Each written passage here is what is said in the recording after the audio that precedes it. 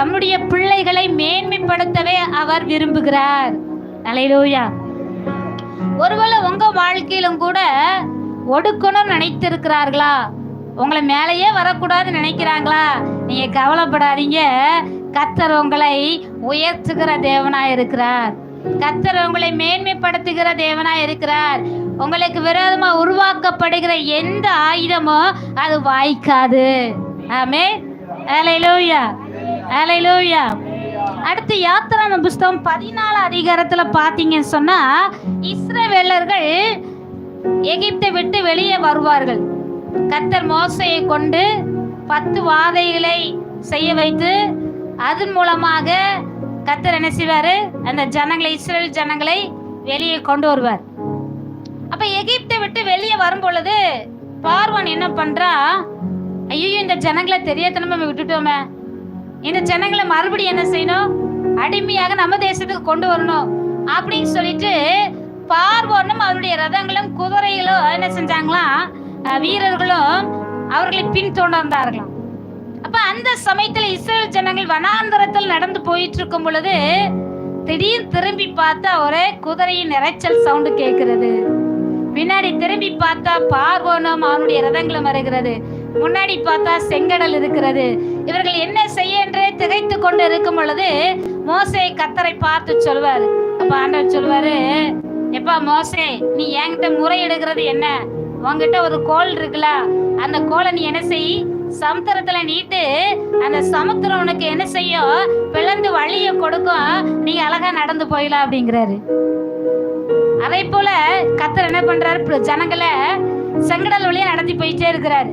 அப்ப பார்வோனும் அவருடைய ரதங்களும் என்ன செய்து பின்னாடி வந்துட்டு இருக்காங்க. அவங்க நினைச்சாங்க, நம்மளும் என்ன செஞ்சிடலாம், இந்த செங்கடல் வழியா போய் இவங்களை பிடிச்சிடலாம் அப்படின்னு சொல்லி அவன் நினைக்கும் பொழுது பின்னாடியே போறாங்க. இஸ்ரவேல் ஜனங்கள் கரை ஏறின உடனே மறுபடியும் மோசே என்ன பண்றாரு? கோலை நீட்டின உடனே தண்ணி மூடி விட்டது. அல்லேலூயா, அல்லேலூயா. அவங்களுடைய அதுல சொல்லப்பட்டிருக்கு பாருங்க, யாத்திராகம புஸ்தகம் 14 அதிகாரத்துல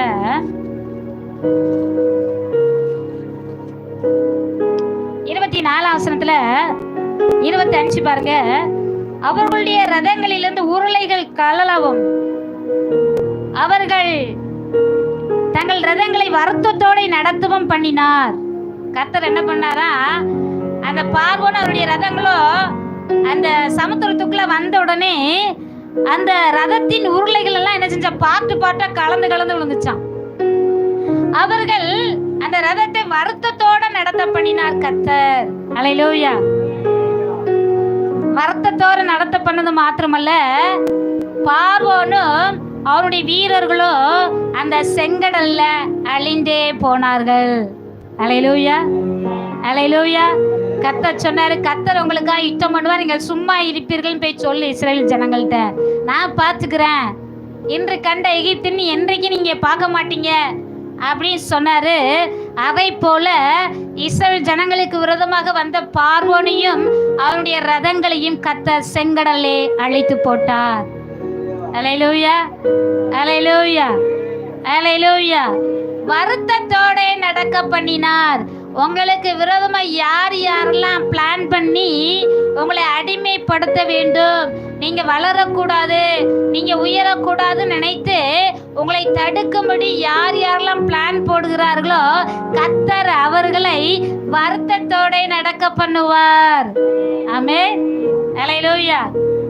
அது மாத்திரமல்ல, அவர்களை காணாதே போக பண்ணுவார். அடுத்து பார்வோனை தேடி பார்த்தாலும் இல்ல. ஏன்னு சொன்னா அவன் மரித்தே போய்விட்டான். செங்கடல்ல அவனும் அவனுடைய கூட்டாளியும் அழிந்தே போனார்கள். இன்று கண்ட எகிப்தினை என்றைக்கும் காண மாட்டாய். அவன் உங்களுக்கு விரோதமாய் போராடுகிற ஆவிகளை இனி என்றைக்கும் காண மாட்டீர்கள்.